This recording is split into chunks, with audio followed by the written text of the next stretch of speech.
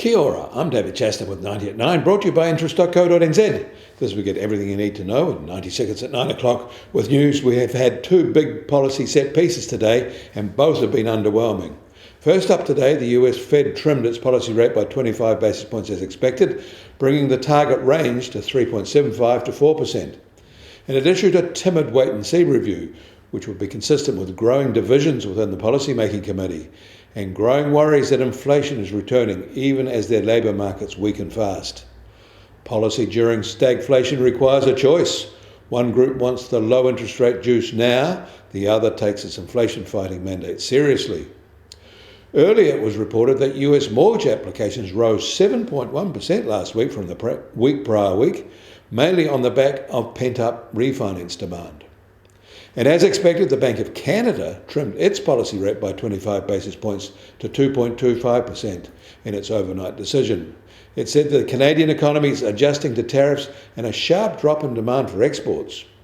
Following the decision, their central bank boss suggested their easing cycle may be over as they expect cost pressures to rise as their economy goes through this adjustment phase.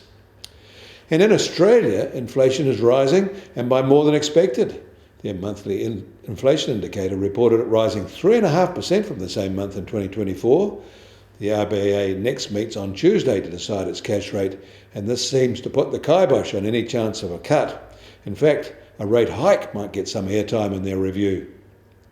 At the APEC meeting in South Korea, all eyes are on the Trump-Xi meeting and the results and how far Trump has backed down. Of course, both sides will talk up the outcome, but early signs are that things like China's resumption of soybean imports from the US will be nominal at best. The US Treasury 10-year yield is now at 4.03% after the Fed announcement, and the price of gold will start today at $3,993 an ounce, up $38 overnight, making back yesterday's drop. And American oil prices are up just 50 cents, at just on $60.50 a barrel in the US, while the international Brent price is just on $65 a barrel.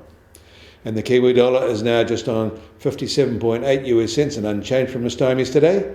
Against the Aussie, we're down 10 basis points at 87.7 Australian cents. Against the euro, we're up 10 basis points at 49.7 euro cents.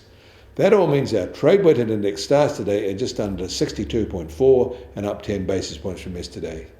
You get more news about the economy in New Zealand from interest.co.nz.